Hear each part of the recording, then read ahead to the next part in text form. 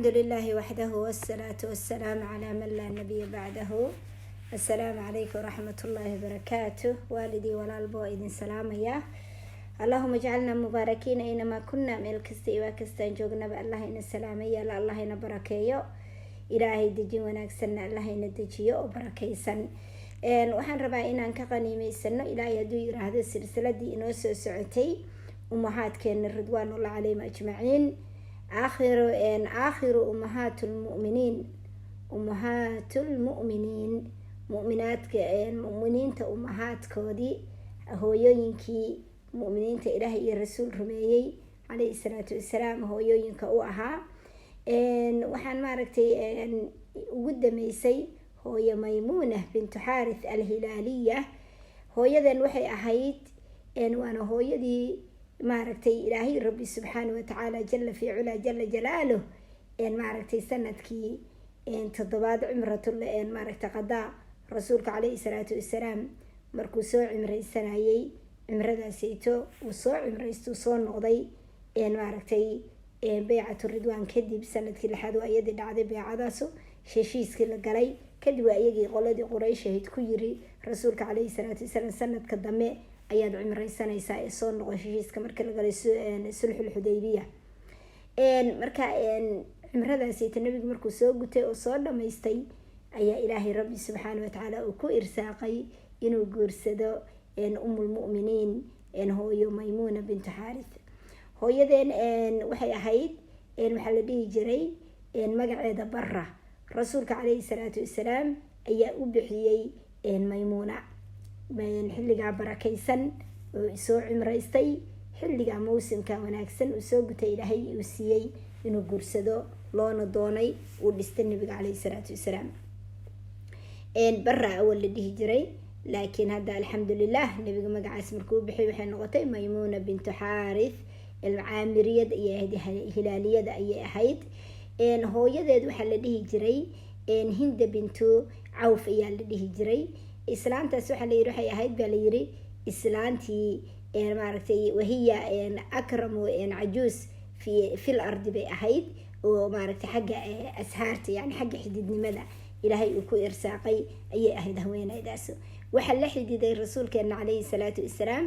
ayaa 2 jeer la xididay rasuulka calayhi salaatu wassalaam oo maaragtay hooyadan Zaynab bint Khuzayma iyo hooyo Maymuuna isku hooyay ahaayeen bal dhahay islaantaas ayaa dhashay waxa kale oo la xididay islaanta 2 jeer buu nabigu la xididay calayhi salaatu wassalaam gabadheeda Maymuunana waa isaga guursado hadda aynu siiradeedii ka qaniimeysanayno hooyo Zaynab bint Khuzaymana ayadaa dhasho isaga hore u guursaday nabiga calayhi salaatu wassalaam soo 2 jeer buu nabigu la xididay calayhi salaatu wassalaam Abu Bakar baa isaguna la xididay radiyallahu ta'ala anhu warda oo gabadheeda Asmaa bintu Umays ayaa waxa qabiyay oo ka shahiido ka dhintay Jacfar ibn Abi Talib saddex caruur u dhashay xagga ay ardul xabash ugu soo dhashay oo qabay markii tagay sanadkii 8aad uu maaragtay dagaalkii Mu'ta oo ku shahiidana kadib waxa guursadii ka baxday Abu Bakar baa guursaday radiyallahu ta'ala anhu warda Abu Bakar waxay u dhashay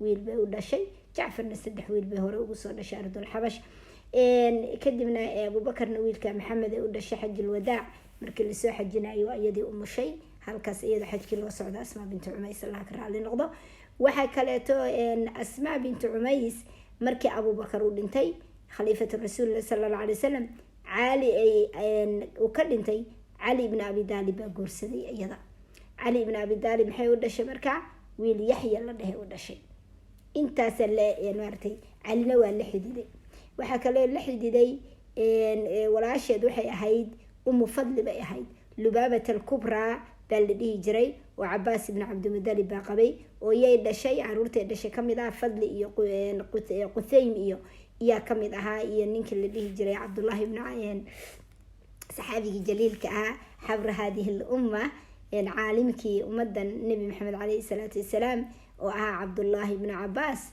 ayay dhashay isagana subhanallah Abdullah ibn Abbas bay dhashay Allah ka raali noqdo caalimka weyn waxa kaleeto ay habaryar u ahayd hooyadan Maymuuna iyo gabdhahaasita iyagana la dhalatay waxa way qofta la yiraahdo maartay Salma salma bintu cumays oo iyadana waxaa qabay xamsa ibnu cabdimudalib baa qabay iyadana. xamsa ibnu cabdimudalib allah sayidu shuhadaa ayaa iyadana gabadheeda guursaday. sidaasoo kaleeto maaragtay khaalid bin waliidna hooyay u ahayd oo lubaabatu suqra ayuu waxaa qabay waliid ibnu muqiira qabay oo khaalid waxay dhashay maaragtay ibnu waliid bay u dhashay. saxaabiga jaliilkana habaryar bay u ahayd hooyo maymuuna, ilaahay raalliha ka noqdo. sidoo kaleeto maaragtay ubay ibnu khalaf isaguna sidoo kaleeto raggii la xididay buu kamid ahaa. siyaad ibnu cabdullaahi ibnu malik alhilaali ninka isaguna caanka, isagana wiilbay caruur bay u dhashay, isagana walaasheedu qabay ayuu qabay iyadana.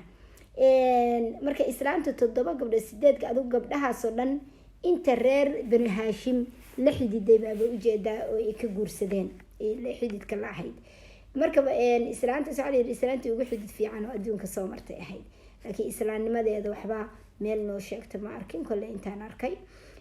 bismillah allahumma salli calaa maxamed.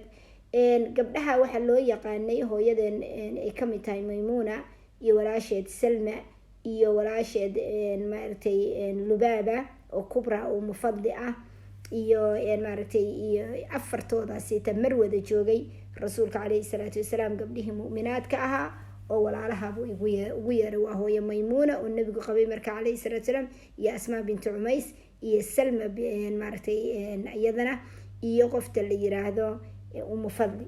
afartuba ilaahay raalliha ka noqdo. rabbi subxaana watacaala jalla fi culaa jalla jalaaluh walaalo ayay wada ahaayeen. ilaahay rabbiisu aabayaashooda kala duwanaa, gabdhaha kala aaba ayay ahaayeen, qaarna isku aabay ahaayeen qaarna kala aabay ahaayeen, laakiin waa hooyadaas ayaa wada kulmisa iyaga dhan. asmaa bintu cumays iyo salma bintu cumays iyo maymuna bintu xaarith iyo lubaaba oo iyaduna mufadli bintu xaarith bay iyaduna ahayd. marka sidaasaytay isku hooyay ahaayeen, laakiin kala lababa isku aaba iyo saddexay ahaayeen, sidaas u kala duwan, laakiin walaalay ahaayeen isku hooyo ah.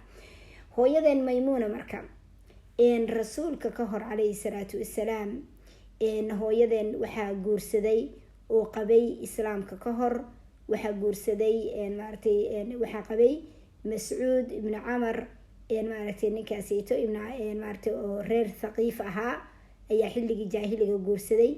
kadibna wuu furay. markuu furay ninka mascuud ibnu caamir markuu furay oo thaqiifiga reer thaqiif ahaa wuu furay. markuu furay waxaa guursaday haddana aburaxmi ibnu cabdilcusa guursaday, haddana waa laga oofsaday, wuu dhintay. markuu ka dhintay ayaa maaragtay rasuulka calayhi salaatu wasalaam maaragtay kadib marka waxaa dhacday markaas kadib uu nabigu guursaday calayhi salaatu wasalaam iyadoo ninkeedii uu dhintay. kadib ma aysan guursan baa la dhahaa, waxay la joogtay walaasheed umu fadli sawjatu cabaas ibnu cabdimudalib ridwaanullahi calayhim ajmaciin. umu fadli gorta goormay islaantay? umu fadli waxay islaantay xilligii waxay islaantay hooyo khadiijo waxaa la dhahaa, haweenaydii ku xigtay yani gabdhaha rasuulka iska daa calayhi salaatu wasalaam. uma ayman iska daa oo iyadana guriga rasuulka tirsanayd, laakiin haweenkii kale oo banaanka ahaa qoftii ku xigtay hooyo khadiijo oo islaantay waxay ahayd baa la dhahaa umu fadli cabaas ibnu cabdimudalib xaaskiisa nabiga adeerkiisa calayhi salaatu wasalaam ridwaanullahi calayhim ajmaciin. umu fadli qof markay saabiqada ahayd islaamka u horeysay. hooyo khadiijo iyadoo ay saaxiibo ahaayeen, dad isku wanaagsan, iyadoo safiya bintu cabdimudalib iyo kulligood isku wada xiran ayay ahaayeen, ilaahay barakeeyo. iyo maaragtay cali ibn abi daalib hooyadii faadima binti asad ridwaanullahi calayhim ajmaciin kulligoodba iyaduna xilli hore iyaduna sidaasoo kale markay caruurteeda islaameen iyaduna islaantay. marka ilaahay rabbi subxaana watacaala wuxuu marka walaasheeday waxay u sheegtay ay uga warantay inay jeceshahay inay noqoto xaasaska nabiga calayhi salaatu wasalaam, inay ka mid noqoto mu'miniinta, inay hooyo u noqoto, inay sidaa reer bani haashim walaalaheed u galeen oo maaragtay dadka wanaagsan iyaduna jeceshay inay halkaa gasho, nabigana ay jeceshay calayhi salaatu wasalaam. walaasheeda marka la noolayd way islaantay hooyo maymuuna, horey u islaantay, tawxiidka u gashay, ilaahay diinta u siiyey. halkaas ilaahay qof aada u cibaado badan oo u khayr badan bay ahayd. khayrkaas iyo barwaaqada ku dhex jidha walaasheed la nool oo la joogta maaragtay umu fadli ayay la joogtay ilaahay ridwaanullahi calayhim ajmaciin. marka waxaa dhacday sidaasita ay jeclaydii ay joogtay ayaa ilaahayba wuxuu qadaray rasuulka calayhi salaatu salaam waa isagii maaragtay soo aaday xagga iyo inuu soo cimraysto. markuu cimradiisii nabigu gutay calayhi salaatu salaam ay iyaduna umufaldi ay ogtahay. marka umufaldi waxaa la dhaha cabaas bay u sheegtay oo arrinta ay uga warantay. cabaasna wuxuu u sheegay allaha ka raalli noqdo jacfar ibni abi daalib ayuu isaguna u sheegay arrintii oo la socodsiiyey oo yiri saasaa jidha qofta maymuuna ilaa walaalaheeday qabaan labaduba ma ogtahay wiil iyo adeerkiisa walaalaheeday qabaan. wuxuu yii qoftaasayto maymuuna arrintaas way jeceshahay bal arrintaa nabiga kala hadal calayhi salaatu wasalaam. arrintii sidii baa nabiga calayhi salaatu markuu gutay cimradiisii uu maaragtay cimradii ay u dhamaatay rasuulka calayhi salaatu wasalaam ayaa loo sheegay rasuulka calayhi salaam arrintii markaana hooyo maymuuna markaa 26 sano jidha da-da waa yarta qof yar weeye 26 jira mu'minada rasuulka rumaysoo raacday calayhi salaatu wasalaam. waxaa dhacday markaa nabigu waa aqbalay arrintii calayhi salaatu wasalaam. kadib jacfar baa loo soo diray jacfar inuu u sheego arrintii hore loo nabigu wuu ku aqbalay. markii loo sheegay marka iyadoo hasheedii saaran ayaa warkii soo gaaray uu u yimi hooyo maymuuno inuu nabigu aqbalay calayhi salaatu wasalaam doonidii iyo raqbadii ay jeclayd inuu nabigu guursado calayhi salaatu wasalaam. markay arrintii maqashay waxay samaysay marka waxaa la dhahaa hooyadeen maymuuna sida riwaayada ku timi ilaahay fa ansala allahu tabaaraka wa tacaala uu kusoo dejiyey wamra'atun mu'minatan in wahabad nafsaha linnabiyi in araada annabiyu an yastankixaha khaalisatan laka min duuni lmu'miniin. ayada maaragtay ay kusoo degtaa la dhahaa aayadda suurat axzaab. maaragtay haweeney mu'minada hadday nafteeda u hibaysa nabiga calayhi salaatu wasalaam nabiguna uu doono in guursado asaga ayay arrintaasu khaasita in qofta dumarka nin qof raga u hibaysa nafteeda nabiga unbay khaas ku ahayd qof kale ma ay samayn kardha. laakiin nabiga xaa calayhi salaatu wasalaam hadduu nabigu doono inuu guursado mu'miniinta sukada inay asaga arrintaa ay khaas u ahayd rasuulkeena calayhi salaatu wasalaam. nabiga marka waxaa la yidhi markay arrintii soo gaadhay ayay waxay tiri xasha neefkan geela iyo wixii saaran iyo yacni ayadaa kor saarayd soo maaha hawdajkeedii neefka geela iyo wixii kor saaranba nebiga ayaa u hibeeyey oo iska leh bay tiri. nebiga ayaa iska leh oo hibe u yahay. si asaasay marka aayadda kusoo degtaa la dhahaa sababteeda siito qof barakaysan ayay ahayd ilaahay raalli ha ka noqdo rabbi subxaana wa tacaala. marka nabiga calayhi salaatu wasalaam markay cumradiisa u dhamaatay ayuu wuxuu ku yiri qoladii mako marka 3 beri buu joogayay oo loo ogolaa sidii heshiiska quraysh ay isla galeen.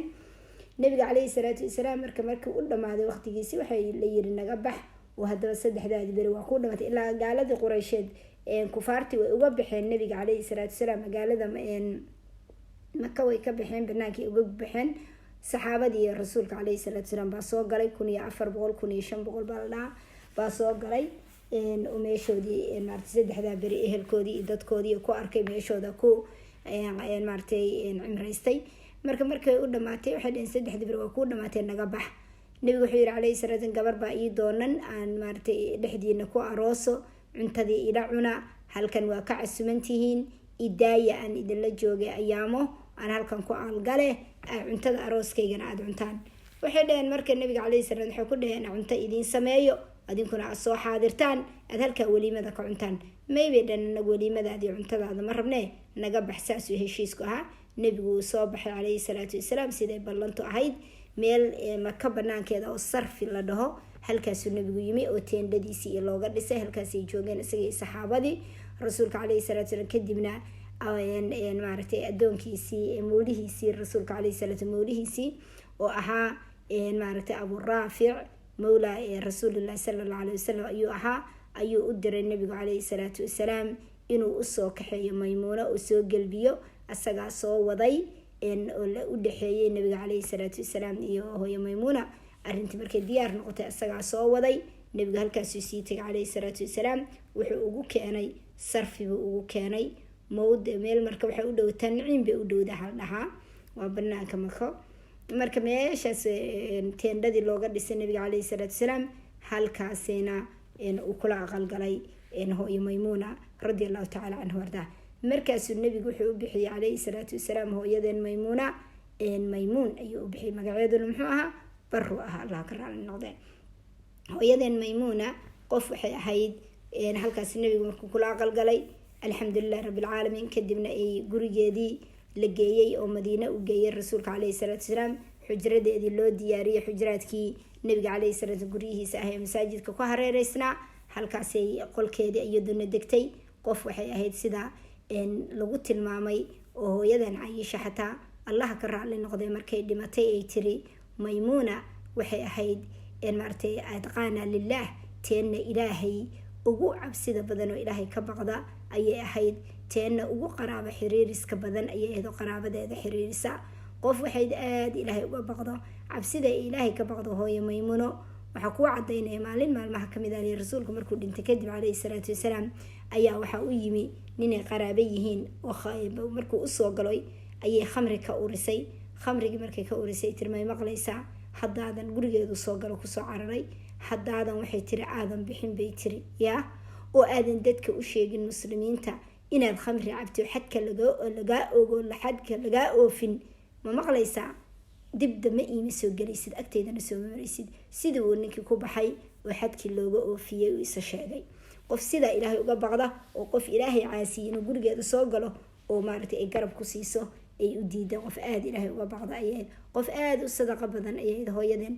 xataa waxaa la dhahaa sadaqada sidai wax u bixin jirtay, dayn bay intay qaado way daymoobi jirtay, dayn bay qaadi jirtay, haddaysan waxaysan xataa dayn intay ku qaado ayay bixin jirtay. markaas dadku dhihi jiray hadda waa daymowday maxaad samaysay, markaas waxay tiri waxaan maqlay tiri rasuulka yiri calayhi salaatu qofku hadduu dayn qaado dayntaasna ay niyadiisa tahay inuu gudo, ilaahay baa uu ka gudaya, ilaah baa ka bixinaya. haddii isaga xataa wuxuu ku bixiyo waayo, ilaahay baa qofka ballan qaaday inuu ka gudo, rabbi subxaanahu watacaala.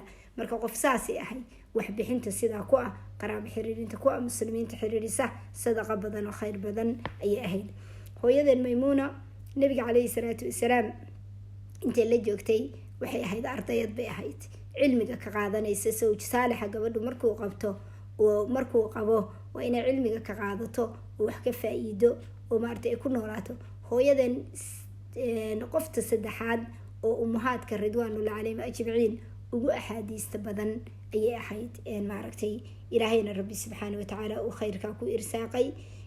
waxay ka warisay nabiga calayhi salaatu wasalaam 76 xadiis bay ka warisay rasuulka calayhi salaatu wasalaam. axaadiista ay ka warisay waxaa kamid ah xadiiskii rasuulka calayhi salaam markii la weydiiyey haddii jiirku nagaga dhaco subaga maxaan sameynaynaa, nabigu muxuu ku yiri calayhi salaatu wasalaam meesha jiirku uu ku dhacay iyo inta subaga uu jiirku taabtay uu ku dhexgalay inta iska tuura, subageena inta kalena isticmaala, wixii jiirku ku dhacay inta kalena iska tuura, xayrtii iyo markuu kaga dhaco dadkii subaga iyo sidoo kale axaadiisteeda waxaa kamid ah hooyadeen saxiix albukhaari axaadiis badan baa ugu jirta lagu tilmaamo 13 xadiis baa saxiixeynka ugu jira oo saxiixa. kitaabada kala duwan sidaasoo kale ayay ugu sugan tahay. hooyadan maymuuna waxaa kamid ahaa oo kaleeto rasuulka waxay tiri maalin maalmaha kamid a intuu noo yimi isagoo aada naftiisa u culus tahay, aada u tiiraanyeysan ayuu yimi. haddana wuu yimi subaxdii, haddana galabtii, haddana fiidkii. markaasaa nidhi bay tiri yaa rasuulallah sallallahu alayhi wasallam maanta waxaan kaa dareemayaa culays, wejigaaga taabar dara adiga dhan culays baa naftaada si u saaran, cajis baa kaa muuqda iyo murug baa kaa muuqata, maxaa dhacay? markaasuu nabigu wuxuu yiri calayhi salaatu jibriil baa ila ballamay inuu ii yimaado, weligiisna arrintan ballan intuu ila galo ma dib dhicin, maanta ma aqaan waxa jira. kadib nabigu calayhi salaam ku sidaa yiri buu nabigu gurigiisii uu soo galay. kadib waxaa arkay nabiga calayhi salaam meeshii sariirtii loo sameeyey hoosteeda ay ku jira oo yar. eygiibu markaa yiri nabiga calayhi salaam la saaro, uu amray in la saaro calayhi salaatu. kadibna biyo ayaa meesha lagu dhaqo, lagu rushay, lagu dhaqay. kadib baa markaa malaki jibriil uu yimi calayhi salaam. markuu yimi yiri malaki jibriil maxaa kugu dhacay calayhi salaam, waad naga soo daado ballanta, weligaana igama aadan dib dhicintaan ballan lahayne. markaasuu yiri miyaadan ogeyn buu yiri inaan anagu imaanin oon soo gelin guriga eygu joogo iyo guriga sawirada ay yaalinba. bal dadka maanta ka waran walaalayaalo, dadka sawirada darbiyada ku dhijisanay bal ka waran adigu ya, dadka sawirada sanamada saarsanaya meelaha, see malaa'igtu wataa ma soo gasho guri sawir uu yaalo oo sawirka halka ama darbi ha ku dheganaado ama halka hala dhigto hala daawadee ama armaajooyinka hala saaree, sawirada meelaha lagu taxay iska ilaaliya. sawir hadaad haysatid daboolo oo meel gasho hadadan iyo xaaje ka leedahay. in maaragtay sawiradan adduunka iyo waxan meelaha la saarayo inaysan wax fiican ahayn. sidaas oo kaleeto maaragtay iyo guriga eyga jooga. bal ka waran dadka maanta eeyada qolka kula nool ama guriga dhexdiisa kula nool, hawsheeda leedahay, iska baara waxaasoo ka fogaada. qof kasta uu raba in malaa'igta iyo qof kasta muslima mu'mina uu raba malaa'igta daakiraysa inay u timaado iyo khayrku kasoo agdhawaado. bismillah, allahuma salli calaa maxamed. xadiisteedii kamid ahayd hooyo maymuuna, allah ka raali noqdo, nabiga calayhi salaatu wasalaam waxay kula noolayd maaragtay farxad iyo khayr iyo cilmigiisa inay qaadato, raaliyo saalixada oo ilaahay ka baqda ayay ahayd. nabiguna sidaasuu sheegay calayhi salaatu wasalaam, iyadiyo walaalaheed inuu ammaanay, nabigeena calayhi salaam uu ku ammaanay inay mu'minaad yihiin, uu u qiray ilaahay iyo rasuulkiisa rumaysan. iyada iyaga 3 gabdhood oo walaalaheeda 7 la wada noolaayo wada joogay, ilaahay ridwaanul calayhim ajmaciin, raalli allah ka noqdo. waxa kaleeto hooyadeen sidaas oo kaleeto qof waxay ahayd runtii soonka iyo salaada iyo cibaadada iyo qur-aanka iyo khayrkaba sidii umahaadki kale ugu dadaasha ayay ahayd. waana taa hooyo Caaisha u qirtay cabsideeda iyo sidii ilaahay uga baqi jiray. nabigeena calayhi salaatu wasalaam markuu xajul wadaaca kasoo noqday uu maaragtay xanuunsanayay, gurigii u dameeyay xanuunku kusoo siyaaday isagoo jooga, madaxa aada looga qabtay, guriga tookadii hooyo maymuuna ayayd isagoo jooga, inuu xanuunkii soo cislaaday, uu kici kari waayey ilaa uu haweenkiisii intii kalena uu rabay inuu xaqi siiyo, uu markuu arkay inuu aada u cislaaday, gurigeeda laga soo qaaday. markay isku raaceen umahaadka ridwaanul calayhim ajmaciin ay maaragtay nabiga calayhi salaam garteen inuu u yeeranayo maalintii hooyo Caaisha gurigeeda, iyo hooyo Caaisha inuu gurigeeda tago, allah ka raali noqdo, iyada iyo daaweyso halkaa lagu soo booqdo. isku wada raaceen umahaadka gurigeeda laga soo kaxeeyey, guriga hooyo Caaishana la keenay ridwaanul calayhim ajmaciin. sidaasay garab isu ahaayeen, walaalo isu ahaayeen, umahaadkao dhan isu jeclaayeen. nabiguna uu adduunka kaga tegay isagoo raalli ka ah oo maaragtay umahaadkao dhan ridwaanul calayhim ajmaciin. hooyadan maymuuna waxaa laga qaadanaya arrinteeda run ahaantii ka faa'iideysanaynaa gabadha muslimada mu'minada inaysan ceeb ahayn rajul saalixa oo maaragtay khayr lagu ogyahay inay maaragtay u cidirsato qof ama ay guur ka dalbato inaysan dhib ahayn. sidaas hooyo maymuunaba ay samaysay, allah ka raali noqdo. ama qofkii wanaagsanba loo doono qofka inaysan dhib ku jirin, khayr iyo baraka ay tahay, ila laguna ammaanay hooyadan maymuuna andhilaa ay ku ammaanantahay, allah ka raali noqdo. salaaxeeda iyo taqwadeeda iyo alla ka baqeeda umahaadkii kulligoodba arrintaa way isla wada lahaayeen, iyagoo janno loogu bishaareeyey, haddana sidaa qaraabada u xiriirinayeen, sidaa ilaahay uga baqanayeen, soon iyo salaad iyo cibaado iyo dikri ilaahay ay ku noolaayeen. waxay ku sifoobeen ilaahay, waxay guryihiina dikri ilaahaya oo qur-aankii ilaahay kusoo degayay sunnadii nabiga inay akhriyaan oo ku noolaadaan way kasoo baxeen. ilaahay raalli ha ka noqdo rabbi subxaana watacaala. hooyadan maymuuna nabigu markuu dhintay kadib calayhi salaatu wasalaam sidii umahaadkii kale ahaayeen, halkaasee nabadgelyo iyo khayr iyo barwaaqo iyo walaaltinimo iyo iyadoo dacwadii iyo diintii fidinaysa laga warinayo axaadiistii iyo khayrkii cilmigii ayay maaragtay sidaas iyo ku noolayd. rabbi subxaana watacaalana raalli allah ka noqdo. sidoo kaleeto hooyaden maymuuna waxaa la dhahaa ilaahay rabbi subxaana watacaala markay dhimanaysay xanuunkay u dhiman doonto sanadka way soo xajiday baa la dhahaa, magaalada mako ayay tagtay iyadoo xajkii markay dhammaysatay oo maaragtay iyadoo way xanuunsataa la dhahaa. markay xanuunsatay kadib bay aada u xanuunsatay, kadib cabdullaahi ibni cabaas iyo wiilashii kale oo walaalaheed dhaleen oo habareerta u ahayd iyo dadkaasoo dhan baa la joogay. kadib waxay tiri baa la yiri marka waxaa la dhahaa xilligii waxay ahayd baa la dhahaa Mucaawiya ibn Abi Sufyaan radiallahu tacaala canhu arda uu amiirulmu'miniinka ah, xilligii Yasiidna waa la dhahaa uu amiirka ahaa oo madaxmu'miniinta u ahaa amiirulmu'miniinna waa la dhahaa. labada dhinacba ay culimadu way sheegaan ayay dhimataa la dhahaa, ilaahay raalli ha ka noqdo. hijraduna waxay ahayd markaa 51 ayay maraysay, 51 sida ugu raajixsan 51 bay maraysay. marka markay ku xanuunsato xanuunkii ku siyaaday ayaa cabdullaahi ibni cabaas iyo wiilasha kale habarartii u ahayd waxay ku tiri may maqlaysiin, waxay tiri waxaa jidha bay tiri nabigu inuu ii sheegay calayhi salaatu wasalaam inaana maka ku dhimanaynin ee iga saara maka oo iqaada oo sarfi igeeya. sarfi baa la geeyey. sarfi markii la keenay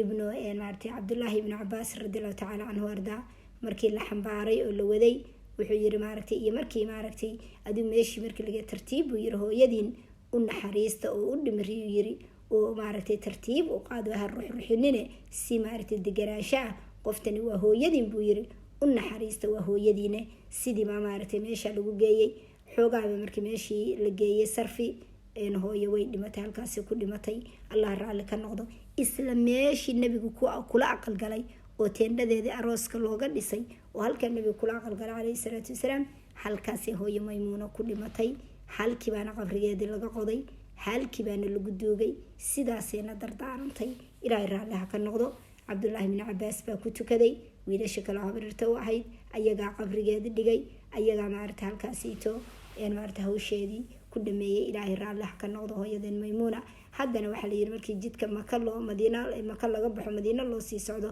xoogaa yar makaba laga baxo waa la arkaa meeshaasi ku yaallaa baa layidhi qabrigeedii maaragtay halkaasi ku yaallaa ilaahay raalli ha ka noqdo hooyadeen maymuuna waa qofta keliya iyo hooyo khadiijana markii ku duugan tahay ilaahay raalli ha ka noqdo iyaduna meeshaa sarfiya ku duugan tahay intii kale waxay ku wada duugan yihiin baqiic ayay ku wada duugan yihiin qabuuraha dariska la-ah masjidka nabiga calayhi salaatu salaam 10,000 oo saxaaba ay ku duugan tahay hooyo maymuuna ilaahay raalli ha ka noqdo qoftii ugu dameysay oo nabigeena calayhi salaatu salaam la aqal galo oo meher uu ka bixiyo ayay ahayd hooyo maymuuno xaasiskii nabiga calayhi salaatu hooyo khadiija ugu horeysay hooyo maymuunana ugu dameysay khitaankii iyadaa qaadatay 81 sano ayay la jiraan da-deeda markay dhiganaysay ilaahay cimri buu siiyey 81 sano ayay jirta al dhahaa hooyadeen maymuuna allah ka raalli noqdo subxaanahu watacaala jalla fi culaa jalla jalaaluh ilaahayna raalli ha ka noqdo ilaahayna jacaylka inu jecelnahay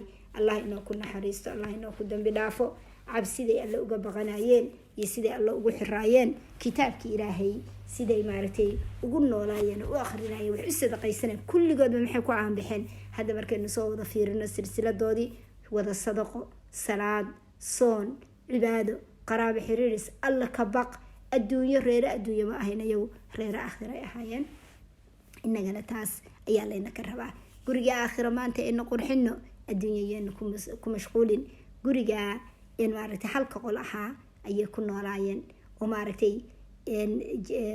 saqafkiisu ahaa maaragtay qoryahaasiito laga sameeyey iyo laamaha la iskor saaray iyo xargaha la isku xirxiro kulli timirta laga wada keenay iyo maaragtay ilbaabka daahu uu ku xiraa oo maaragtay xataa maaragtay aan xirmaynin markii maaragtay wax laga sameeyey maaragtay timirtii la isku habeeyey ahaa maaragtay oo maaragtay haddana saqafkaasiita markii la sameeyo laamaha jariidka oo timirta la saaray markii meesha maaragtay saqafkiisa haddana bahal weyn oo sidii maaragtay busto oo kale oo adag baa korka laga saaray biyaha iyo roobka inuu ka celiyo guri saasoo oo tawaaduca ka muuqda iyo basiidnimada basiid ah gurigaasiitii raalli ku noqdeen maxaa yaalay ahaa gogashoodu firaashka haraga oo liifka lagu guray iyo barkinta haraga oo liifka maaragtay lagu guray cabdullaahi bin cabaas allah ka raalli noqdo muxuu yiri rasuulka calayhi salaatu wasalaam baan usoo gurigiisa ima hooyadiis maymuuna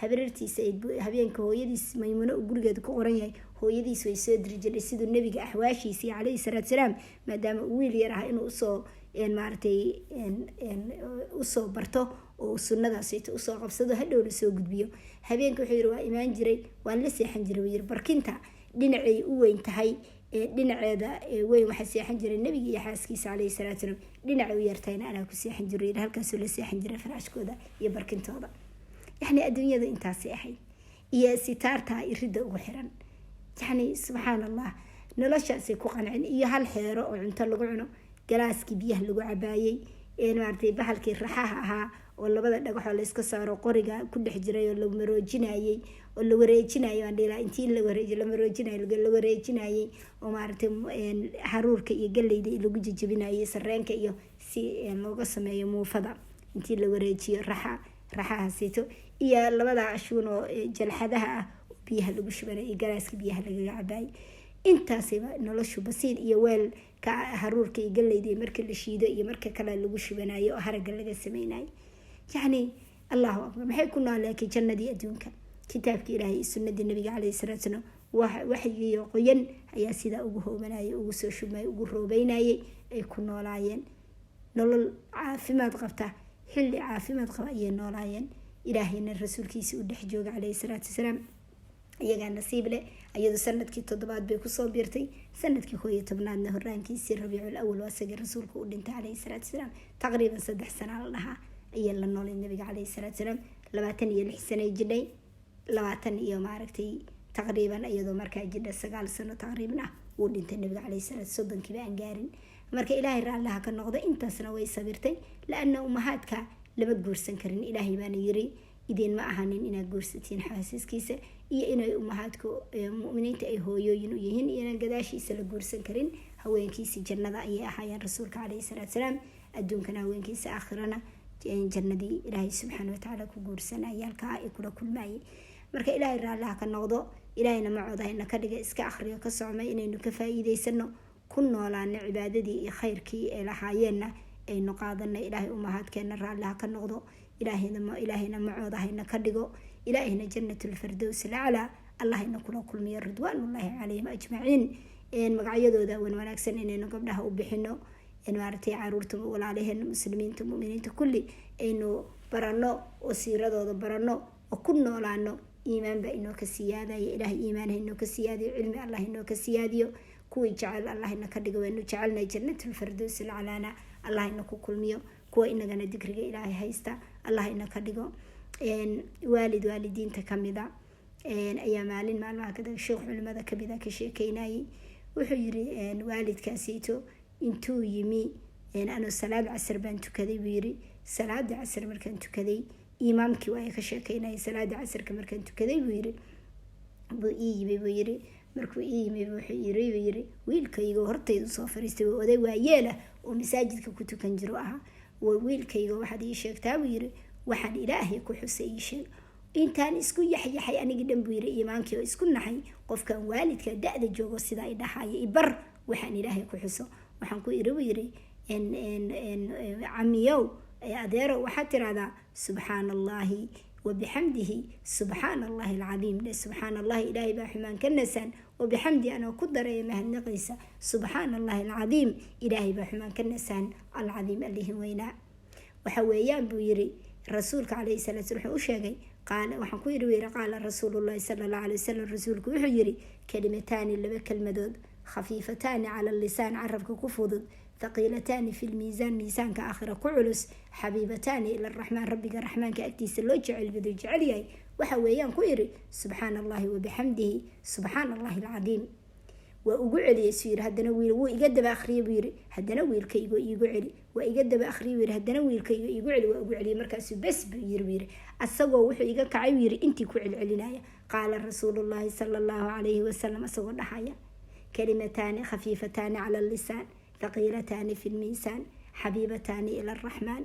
يا السوا السيدي كعل علنايا مارتي يقك عويري سبحان الله وبحمدي سبحان الله العظيم. والدكي maalinta laga bilaabo leeyahay qof arabkiisa markasta dikrigaas ku celi jiray subhanallahi wa bihamdi subhanallahi alazim.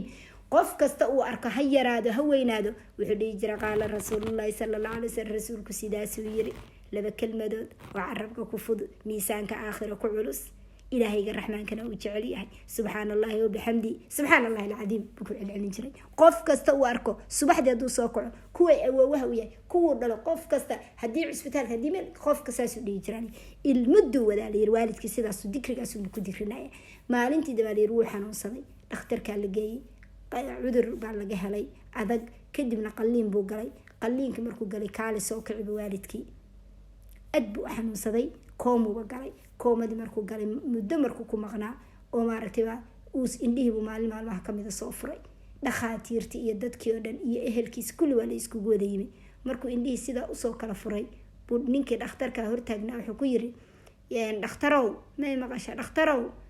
qaala rasuulullaahi sallallahu alayhi wasallam rasuulku wuxuu yiri laba kelmadooda carabka ku fudud miisaanka aakhira ku culus ilaahayga raxmaanka uu jecel yahay subhanallahi wa bihamdihi subhanallahi alazim. hof nafti baa ka dhacday waa dhintay sheekhay allah u naxariisto dambi dhaaf ka waran ilaahay waa ugu khatimay sama bal ka waran walaal dikriga ilaahay uu jeclaaday oo carabka ku qabsaday uu ugu khatimay. aan ku noolaana dikriga ilaahay waa ku liibaanayna darajaadka aakhira ugu sareeyana isaga lagu helay ilaahay inoo ku naxariisto ilaahay inoo ku dambi dhaafo أحب كلامي إلى الله أنكم نولان سبحان الله والحمد لله ولا إله إلا الله والله أكبر إيه دقري أسبع إنكم نور حبا مد سين وذنو إن إلهي نكون نوريو إلهي نكون حريص لا إله إلا الله وحده لا شريك له له الملك وله الحمد على كل شيء قدير نبي محمد بقول جير قفك أخرسته سي شيطان طبعا قف ودرية النبي إسماعيل أسقو حرية أجر كيدو هليا بقول حسن هذا اللي يقول بقول دم ببالغة تريا شيطان كمان انتي سو نحر سحر بيقول نقوليسا قفك فلي بدل ما انتي يوم القيامة مي مادو ميد أسقو كلام مويانا أما ميد كبت صداقة ديرين يا سوما يا مركا إنه نقول لك وخيرك وترتما وكل هذا قلبتي إنه آخر سنة بقولك صباح دي إنه آخر سنة صلاة صباح كدي صلاة عصر كدي حر سحر ما حي إنه كباهي بدن الله أكبر إلهي ذكرك سيد فيس كيس أنقلنا حر سحرك إلهينا درية ديننا يوالد كنا يعلم ذين المسلمين المؤمنين تبع الله هنا حفظي الله هنا دوره شرع شيطان بالله إنك حجابه والدي علمية أهل بنتي إنك أرمرتين الله نحريسته إنك نقلاش هذا إلهينا ما في النيو ودن كنا ودن ذي السلام كالله الصلاح يوم الكستي وكستن جبننا الله هنا السلام يلو إلهينا أمهات كنا ولا ليلان برنو أن كنا ولا إنه قبلهن برنو إنه كشيكينو إلهينا معوضهنا كدقو رسول كنا عليه الصلاة والسلام وسيري فضيلة الله سيو مقامك محمود كالله يباهنا الله قصصار صلوات الله والسلام عليه اللهم ارحم المهاجرين والأنصار اللهم اغفر المهاجرين والأنصار اللهم ارحم المؤمنين والمؤمنات والمسلمين والمسلمات الأحياء منه والأموات اللهم اغفر المؤمنين والمؤمنات والمسلمين والمسلمات الأحياء منه والأموات إلهي معوضهنا كدقو رب اغفر لنا ولوالدينا وللمؤمنين يوم يقوم الحساب اللهم ربنا آتنا في الدنيا حسنة وفي الآخرة حسنة وقنا عذاب النار اللهم إنا نسألك هدى والتقى والعفاف والغنى إلهنا أستر الدنيا آخرة إلهنا هينا حفظيو اللهنا دورو إنا حفظيو إنا إلاليو عذابتي سنة اللهنا كبدباديو جندي سنة اللهنا كل ميو سهلك أقول كلنا تحت عرش الرحمن اللهنا كل ميو وما ذلك على الله بعسيس الحمد لله رب العالمين والصلاة والسلام على رسول الله صلى الله عليه وسلم سبحانك وبحمدك أشهد أن لا إله إلا أنت أستغفرك وأتوب إليك سبحان ربك رب العزة عما يصفون وسلام على المرسلين والحمد لله رب العالمين السلام عليكم ورحمة الله وبركاته.